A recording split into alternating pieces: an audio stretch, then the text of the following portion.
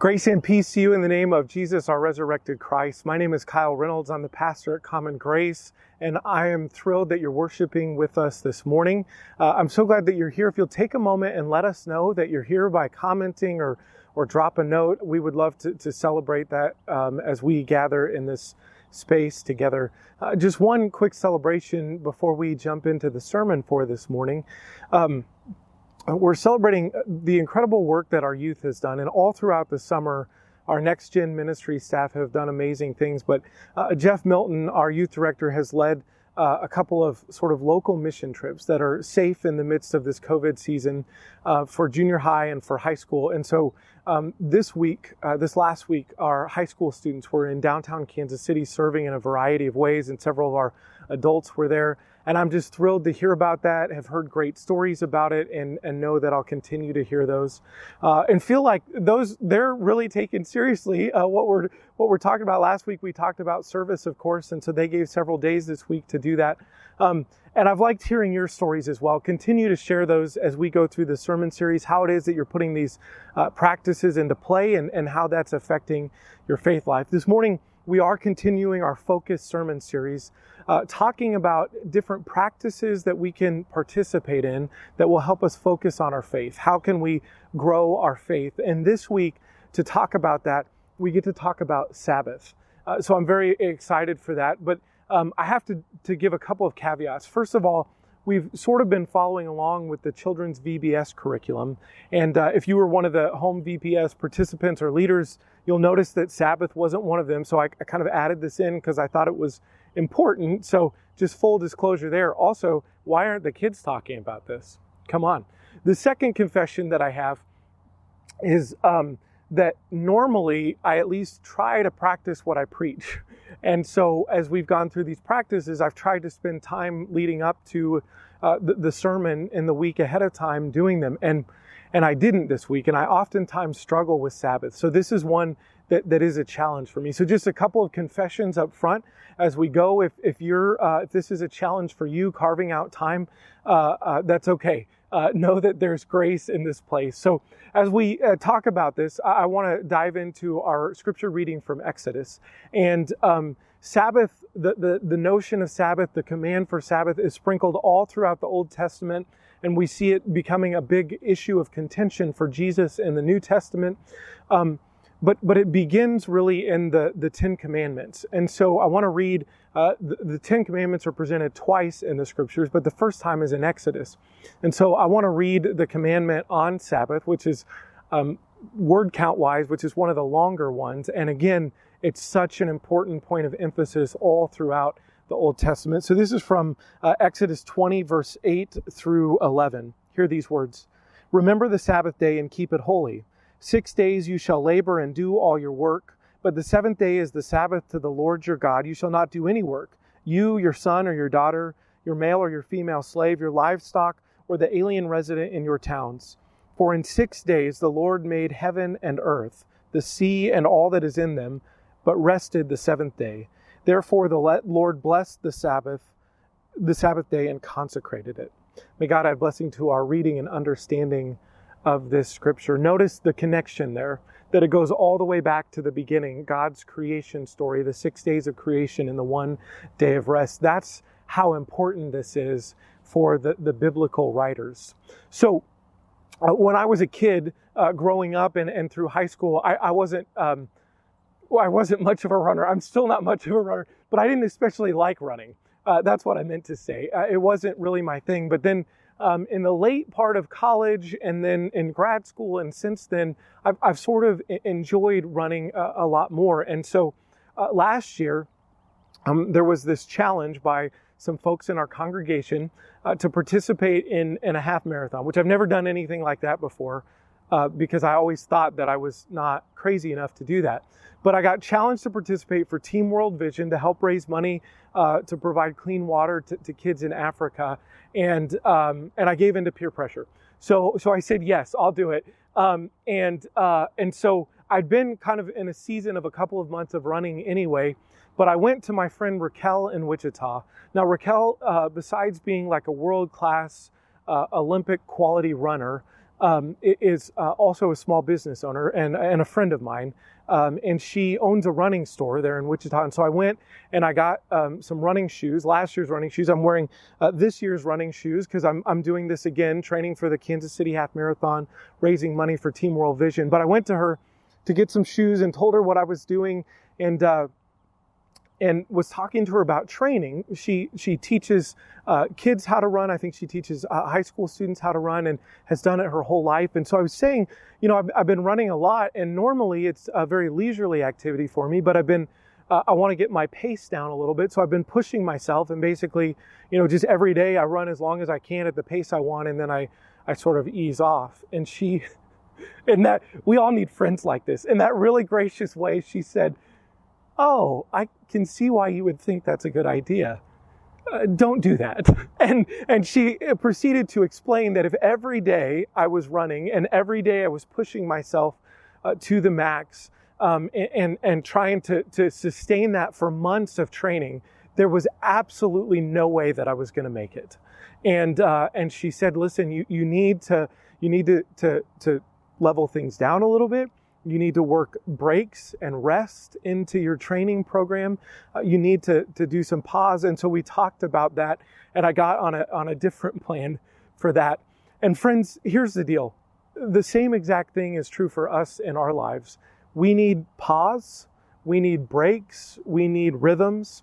And we know that if we push ourselves to the max every single day, we can't sustain that. We know that if we are running at 1,000% or full speed all of the time, that our family doesn't get our best, our work doesn't get our best, no one gets our best. We also know, friends, that that's how we lead to burnout. We know that's how we lead to frustrations or blow-ups. We know that it leads us into unhealthy places.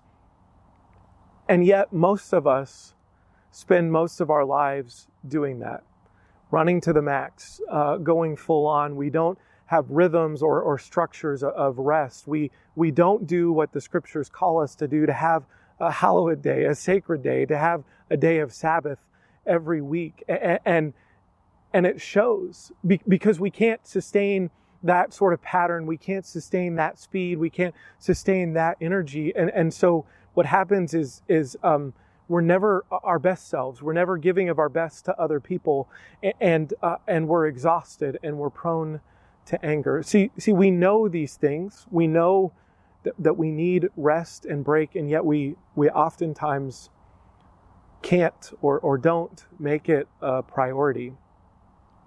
There's a lot of different things we could talk about with Sabbath and rest, but sort of one metric that I guess I want us to use this morning to think about whether we're finding Sabbath is, and there could be many, but is, are you able to get to a place where you can be fully present and in the moment you are without constantly feeling pulled in a dozen directions? I know that one of the things that keeps me from rest, that keeps me from Sabbath, is that if I try to quiet my mind and my soul, or if I sit down and go through some meditative or intentional breathing practices, what I oftentimes find is that it'll work for a moment, and then, oh, I need to send that email. Oh, I need to talk to her. Oh, what about that idea? Oh, this sermon is coming up. Oh, this family activity, we've been meaning to do it. All of that starts happening. So that's kind of, again, there's so many things we could talk about. That's kind of the metric that I want to talk about today. Can we get ourselves, ideally for an entire day, 24 hours, 24 consecutive hours, if I can be really picky, where we can be present in the moment with those who are around us. So my mom recently shared this picture, and it was from an article or a meme or something, and it was about like the difference of how adults and children think. And so it had a child and like written on the mind from the side kind of what they're thinking. It was what's right in front of me. And then it had the adult, and what was written on the mind, what they were thinking was everything except what's right in front of me. And I'll be honest, I felt really, really convicted about that. When I sit down to write a sermon, I think about the emails that I have to send. When I get in my car to go home at the end of the day, I sometimes am making phone calls or thinking about what the next piece is. When I'm working on a project at home, I think about what our next project is. And I do that all the time. I felt really convicted by that simple little cartoon. For the record, as a side note, I think that's why this wasn't part of the VBS curriculum, is because kids are naturally a lot better at this. They're better at being present. They're better sometimes to a fault when you're dragging a tired toddler through a mall. They're better at deciding when they're done, and they'll just be done. We don't do that. We push ourselves through that. They're better at being present to what's going on around them and being in the moment. I think that's part of why it's not in the curriculum. We have to teach that out of children.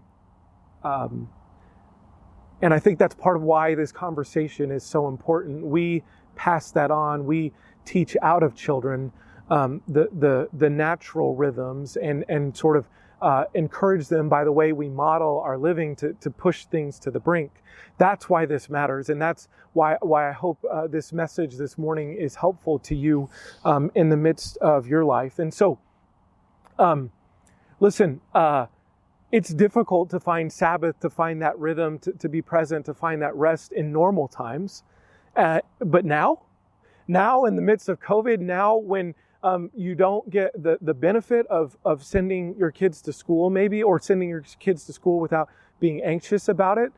Now when your dining room table has become your desk and you don't have those boundaries that you once had. Now when we have this constant inundation of news that changes by the minute and everything feels so overwhelming, and we've been on that cycle. Now it seems most especially difficult to find that Sabbath break. I was talking to some friends and fellow pastors from around the country, and they said, I used to be really good when I went home, I was not working and I could kind of turn that off, but now home is where I work. And so how do you create those kinds of boundaries? I've been thinking, and I know you've been thinking a lot about the work that we have to do around racial justice and equality. And I've been really convicted because for too much of my life, I've not been thinking about that like I should. I've been very laid back. And so now that it's in the forefront of my mind and the forefront of the conversation, it feels like we have catching up to do. And so it feels like I need to constantly be learning more, reading more, listening more. And we do need that, but we also need to temper that with some breaks. And it's like, how do you balance those two realities in the midst of everything that's going on? There's just so much. And then we have people that were worried about their health with COVID. And then we feel like we have to be up to the minute and have a well-informed opinion about whether schools are reopening or all of that. And as if the news cycle is going to stop if we don't know about it. And so all of this happens, and it makes it so difficult for us to find healthy rhythms and so difficult for us to rest.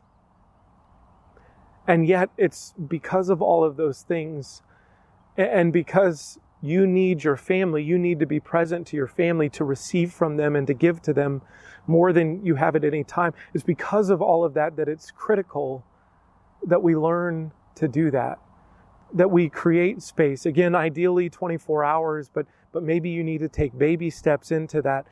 But to being fully present, to quieting what's going on in our minds, to resting. And so because of the challenges that we have around this, I wanted to just share a few ideas about what this may look like. And just like last week, it's different for every context. So take all of this with a grain of salt, and I hope it sparks ideas, not as prescriptive, but maybe as helping you think through what this may look like for you in the week ahead.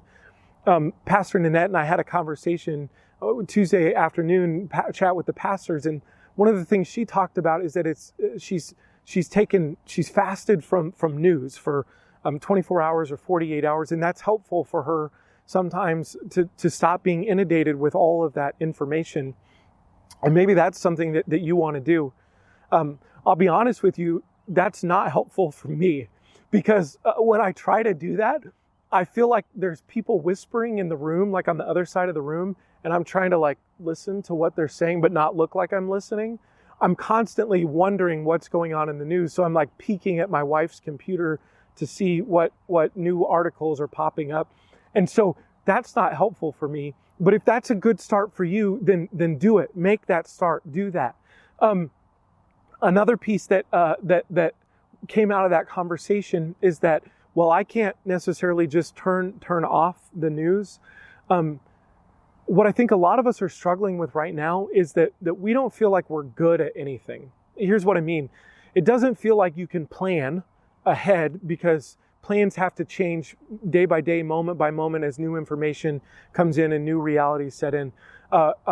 There's new protocols about how we live and exist in public. And so even simple things like going to the grocery store don't feel simple anymore. And then you forget your mask and you either go back or you feel bad about it. It's just like all of these things that used to be simple. Now it feels like we're stumbling through them.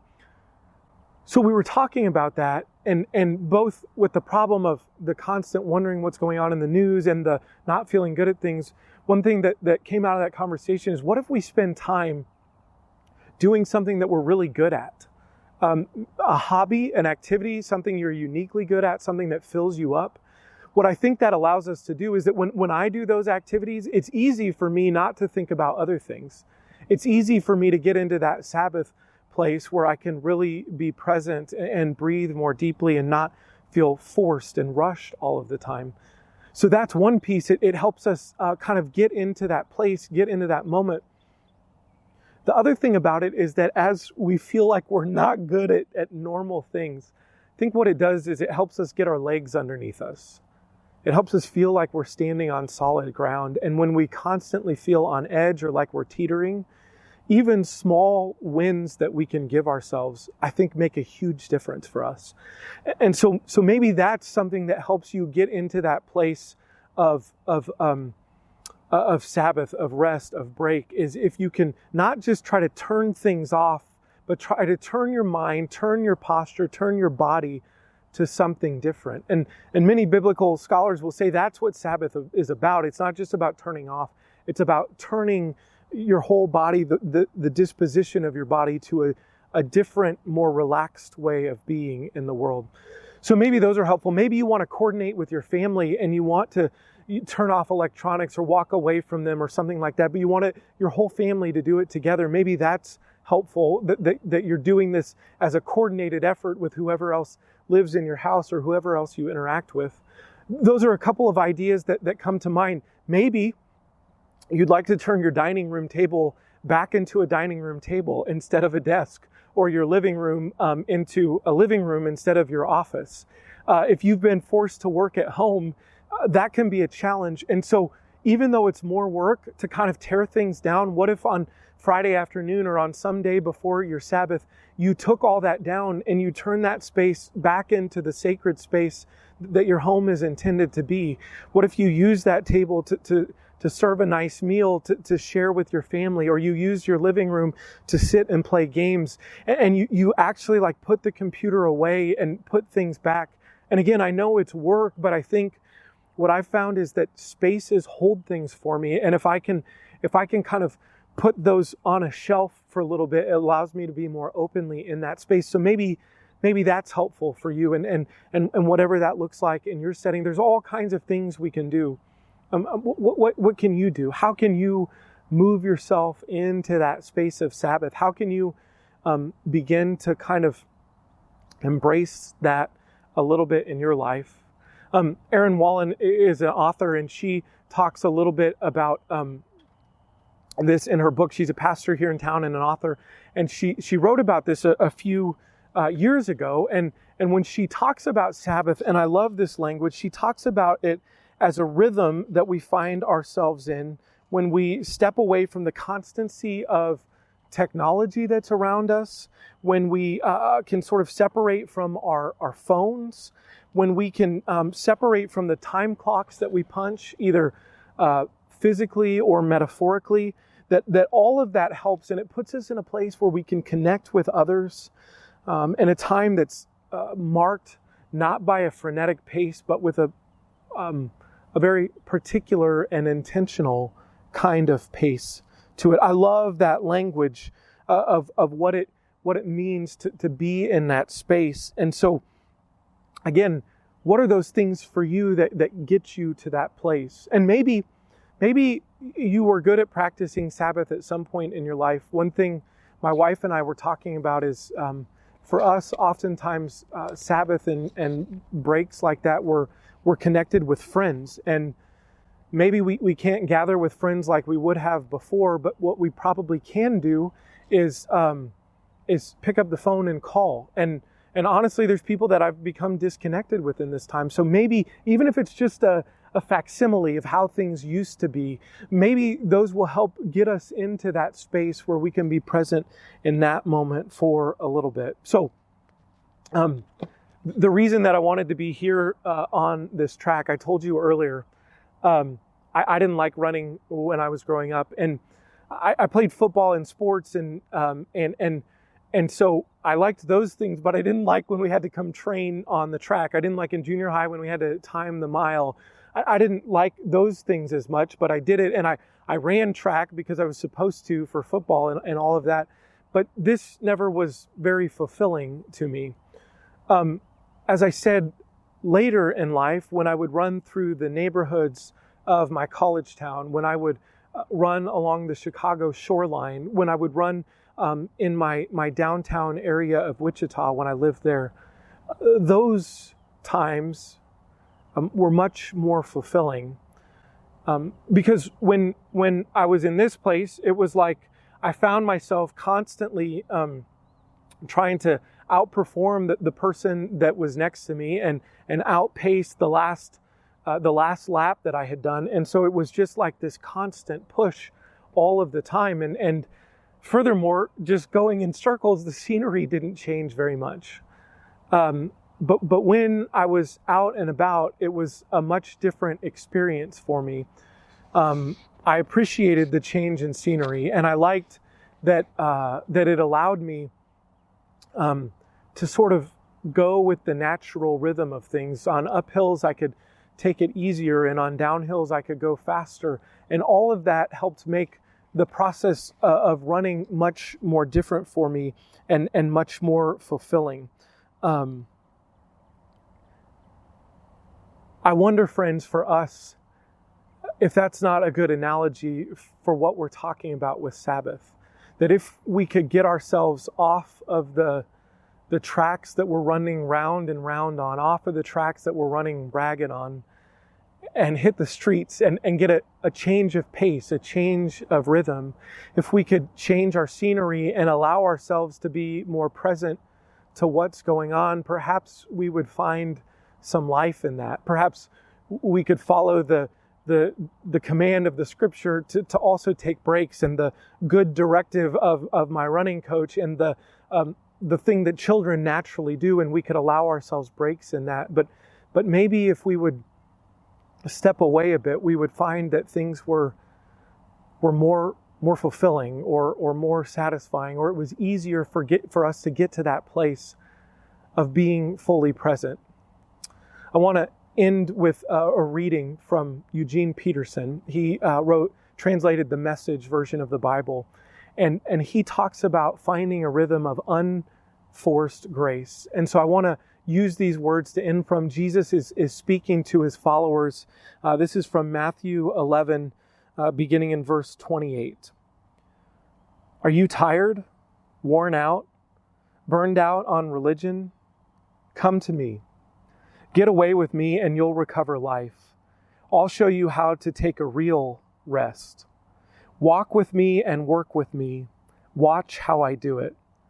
Learn the unforced rhythms of grace. I won't lay anything heavy or ill-fitting on you. Keep company with me and you'll learn to live freely and lightly. Friends, may we ourselves discover the unforced rhythms of grace. Let's take a few moments for reflection.